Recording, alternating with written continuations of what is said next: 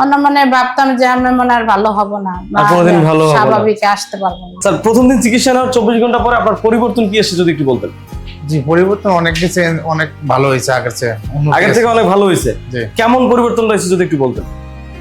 যে আগের যে সমস্যা ছিল ওগুলি আর কিছুটা কম আছে। কম আছে? জি। আচ্ছা আচ্ছা স্যার, কেমন এখানকার চিকিৎসাটা কেমন আপনার কাছে মনে হচ্ছে? হ্যাঁ, চিকিৎসা ভালো আছে। এখন কতটুকু উন্নতি হয়েছে? মানে মোটামুটি ভালোই উন্নত হয়েছে। আমি বসলে উঠতে পারতাম না, এখন সেটা পারেন? এখন উঠতে পারি। এখন ওই যে আমার ব্যায়াম দিছে 10 বার উঠা বসা, এটা আমি করতে পারি। তারপর তরকারি কাটতে গেলেও দেখা গেছে বসলে আর উঠতে খুবই কষ্ট হইতো, বসলো এটাও এখন পারি। স্যার আসসালামু আলাইকুম। ওয়ালাইকুম আসসালাম। স্যার কথা ছিল যে প্রথম দিন চিকিৎসা নেওয়ার 24 ঘন্টা পরে আমরা জানবো যে আপনার পরিস্থিতি কি। জি। আজকে কি অবস্থা স্যার যদি একটু বলতেন? আজকে আগের থেকে একটু ভালো মানে উন্নতি বুঝতে পারছেন তো? উন্নতি বুঝতে পারছি। আগে তো দাঁড়াইতেই পারতাম না, এখন একটু দাঁড়াইতে পারি। কেমন চিকিৎসা খরচটা কি রিজনেবল প্রাইস।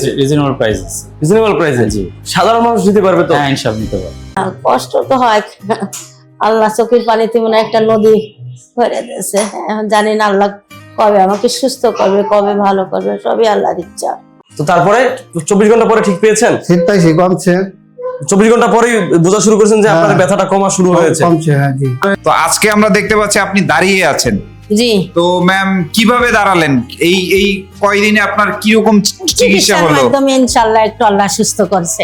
সুস্থ হয়েছেন? জি। তো একটু। আগে তো আপনি ম্যাম চেয়ারে বসেছিলেন, এতটা পরিমাণে তীব্র কোমর ব্যথা ছিল, তাই না? 24 ঘন্টা পরে একবার চিকিৎসা নেওয়ার পরে আমার পায়ের ব্যথাটা কমে গেছে। পায়ের ব্যথাটা কমে পায়ের গেছে? ব্যথাটা কমে গেছে। কেমন লাগছে যখন দেখলেন যে প্রথম দিন চিকিৎসা নেওয়ার 24 ঘন্টা পরে আপনার পায়ের ব্যথাটা কমে গেছে, তখন কেমন লাগছে? অনেকটাই ভালোই লাগছে। আমি সবাইকে একটা কথাই বলবো যে একটা বারের জন্য হলেও এখানে এসে তার একটা ট্রিটমেন্ট নেওয়া উচিত। কেন বলবেন এটা? সে তফাৎটা বুঝবে, অন্য জায়গার ট্রিটমেন্ট এবং এখানকার ট্রিটমেন্ট সম্পর্কে সে তফাৎটা বুঝবে। এবং এখানে কোনো একটা ট্রিটমেন্ট দিয়ে সম্পূর্ণ করা না, অনেকগুলো ট্রিটমেন্ট একসাথে করে এখানে কাজ করা হয়, যার কারণে খুব তাড়াতাড়ি সফলতা দেখা যায় বা আপনি সুস্থতা পাইতে পারবেন। আমার সমস্যা ছিল পিএলআইডি। সমস্যা ছিল? হ্যাঁ, সমস্যা ছিল। এখন নাই? না, এখন আলহামদুলিল্লাহ নাই। আচ্ছা, তাহলে কি সমস্যা ছিল সেটা একটু শুনতে চাই। আমার L5S1 এ প্রবলেম ছিল, আর ঘাড়ে C4 C5 C6 C7 মানে কোমরে আর ঘাড়ে ব্যথা ছিল? ঘাড়ে ব্যথা ছিল। আমি ভারী কোনো কাজ করতে পারতাম না, আর বেশিক্ষণ বসে থাকতে পারতাম না, আর বেশিক্ষণ দাঁড়িয়ে থাকতে পারতাম না। আলহামদুলিল্লাহ। যাক আলহামদুলিল্লাহ। এখন কি ঘাড়ের আর কোমরের ব্যথাটা কি আগে কেমন আছে মনে করেন, বা কেমন শেষ হয়েছে? এখন নাই, তেমন নাই আলহামদুলিল্লাহ। ওনারা আসলে ওই রকম ট্রিটমেন্ট দেয় না। তো আমি স্যার আতাউল স্যারকে অনেকদিন যাবত দেখা, এবং কি কোনো মেডিসিন নাই, একদম ন্যাচারাল ট্রিটমেন্ট, বিনা ঔষধে, বিনা অপারেশনে ভালো চিকিৎসা আর কি।